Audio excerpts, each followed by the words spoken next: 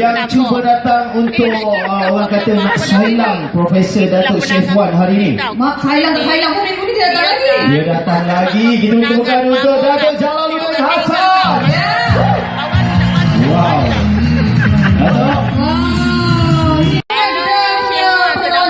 Pengenalan juri kita yang cuba datang untuk orang kata nak sailang Profesor Datuk Syed Wan hari ini. Mak sailang tak sailang pun minggu ni dia datang lagi. Dia datang lagi. Kita temukan untuk Datuk Jalaluddin Hassan. Wow. Datuk. Pengenalan juri kita yang cuba datang untuk orang kata nak sailang Profesor Datuk Syed Wan hari ini. Mak sailang tak sailang pun minggu ni dia datang lagi. Dia datang lagi. Kita temukan untuk Datuk Jalaluddin Hassan. Wow. Datuk. Okay you all, nak tengok video-video yang lain? Klik je kat 4 petak ni. Banyak lagi video lain yang menarik. Pilih yang mana suka. Hai, dah tengok? Share lah video ni dengan kawan-kawan. Mana best kalau simpan seorang-seorang. Jangan lupa like, comment dan subscribe. Okay, ciao cincau, jual cincau. Bye.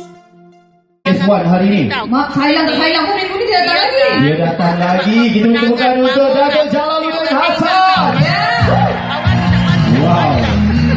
Datuk. Profesor Datuk Syed Wan hari ini. Mak sailang tak sailang pun minggu ni dia datang lagi. Dia datang lagi. Kita temukan untuk Datuk Jalaluddin Hassan. Wow. Datuk.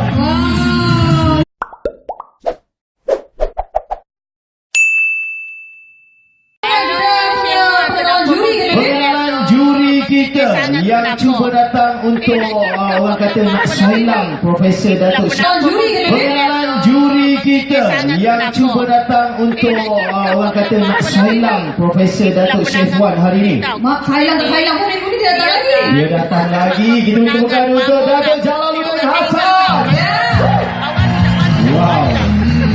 Datuk. Pengenalan juri kita yang cuba datang untuk orang kata nak sailang Profesor